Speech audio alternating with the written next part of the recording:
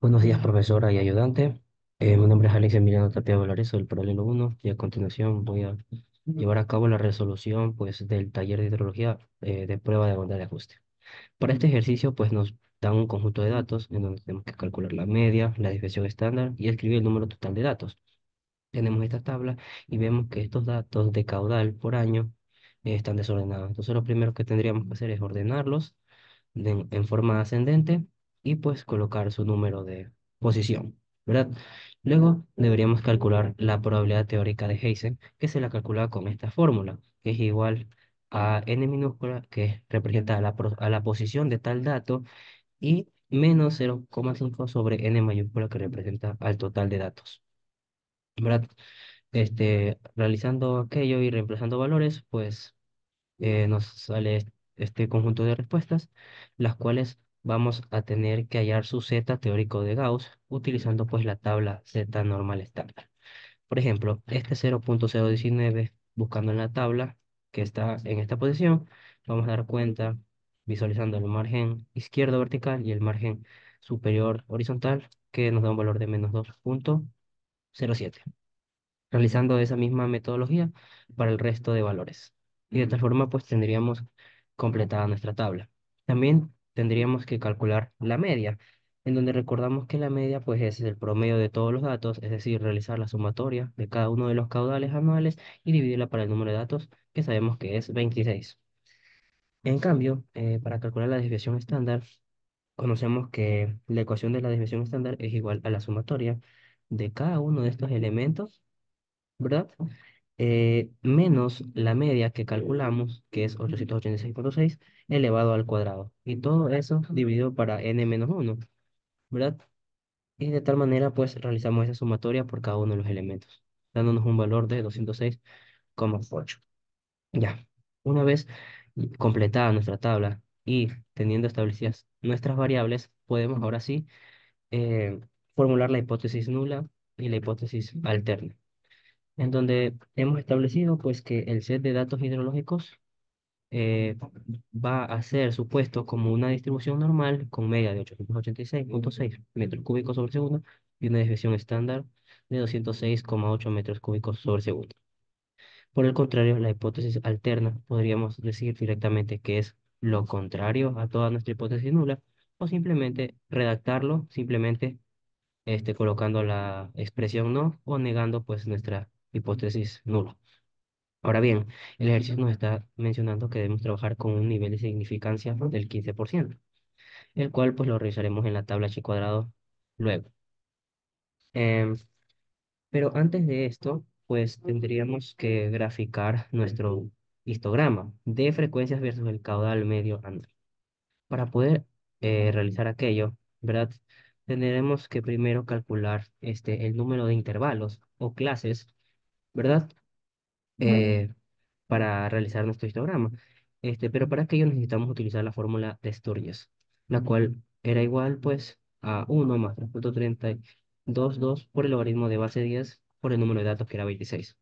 Reemplazando aquello, pues nos da que nuestro K es 5,7, que lo aproximamos al entero más cercano, en este caso sería 6.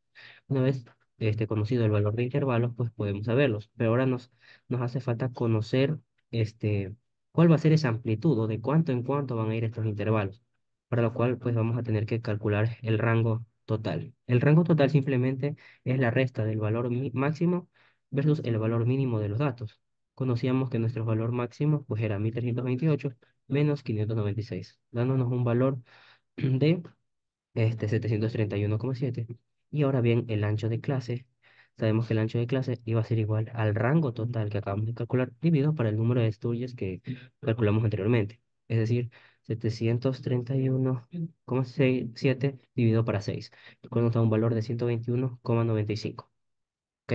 Entonces, una vez conocido el ancho de clase, vamos a saber cuál va a ser esa amplitud de cada uno de, de nuestros intervalos y podemos pues establecerlos. Recordemos que son 6 intervalos porque nuestro K de estudios era 6.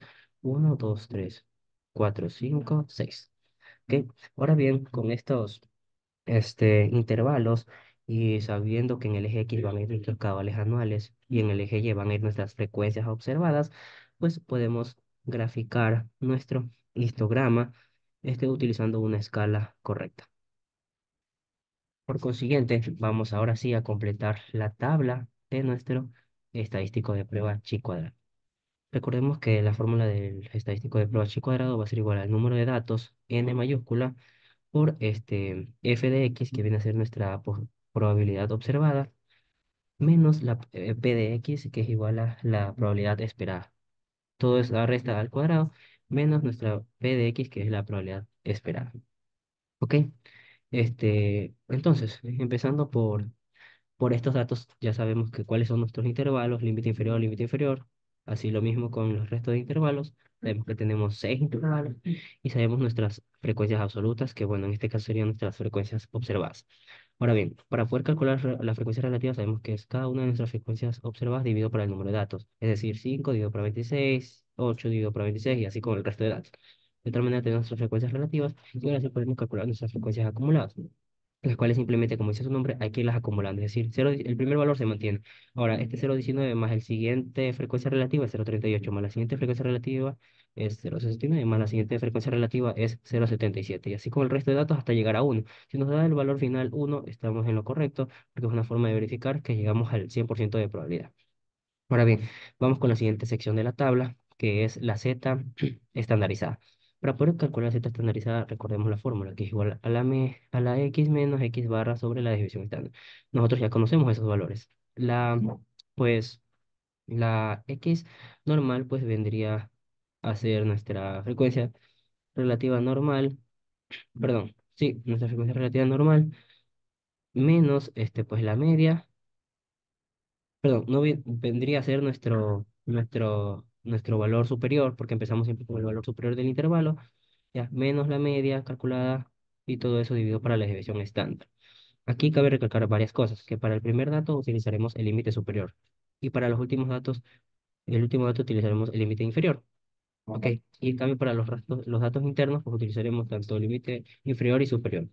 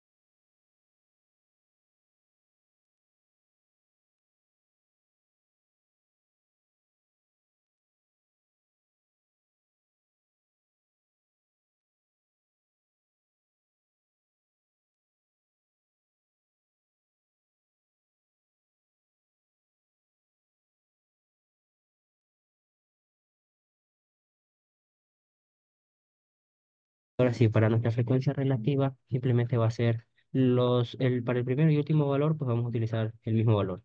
Pero para los datos que tengamos límite inferior y superior, pues vamos a hacer la resta del superior menos el inferior. Y pues estos serán nuestros valores finales. Recordemos que este último valor, pues habrá que restarlo de uno para poder completar el 100% de la probabilidad. Ahora bien, nuestra última columna es la del estadístico de pruebas, en donde simplemente tendremos que utilizar nuestra fórmula, que ya mencionamos que iba a ser el número de datos por la frecuencia, por la probabilidad observada, menos la probabilidad esperada al cuadrado sobre la probabilidad esperada.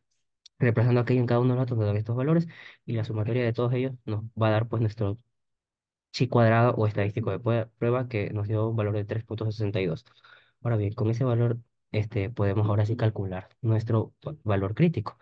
Es decir, que primero sabemos que nuestra significancia es del 15%, nuestro número de Sturges es 6, nuestro número de variables a utilizar en nuestra hipótesis solo eran dos, eran la media y la desviación estándar. Y también los grados de libertad. Los grados de libertad se los calcula con la siguiente fórmula, que es igual al número de clases de estudios menos el número de variables que estamos trabajando menos uno. Reemplazando valores, pues nos da un valor de 3. Estos tres van a ser nuestros grados de libertad que los vamos a encontrar en el margen vertical izquierdo de esta tabla chi cuadrado. Y arriba en el margen superior horizontal lo vamos a utilizar nuestro nivel de significancia que es 15%. Entonces, si intersectan ambos, nos da un valor crítico de 5,32. Entonces, ahora bien, nosotros sabemos que si nuestro valor crítico es mayor a nuestra estadístico de prueba, pues entonces se puede aceptar la hipótesis, como es este caso, porque 3,62 es menor a 5,32. Por lo tanto, vamos a aceptar la hipótesis. Sin embargo, cabe recalcar que, caso contrario, si nuestro estadístico de prueba fuera mayor al valor crítico, pues tendríamos que rechazarlo.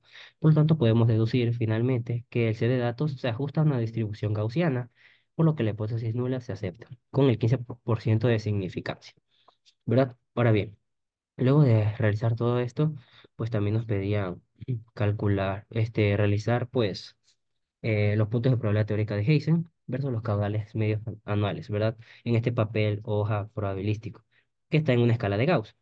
Y también hay que hallar la recta de ajuste en este papel. Bueno, pues, para poder hacer esto, recordemos que nuestra fórmula de estandarización era, era esta, y de esta, pues, podemos despejar la X, pero para antes de hacer esto, pues tenemos que hallar estos valores de probabilidad en nuestra tabla normal. Yendo a nuestra tabla Z, al 99%, pues sabemos que nos va a dar 2,33.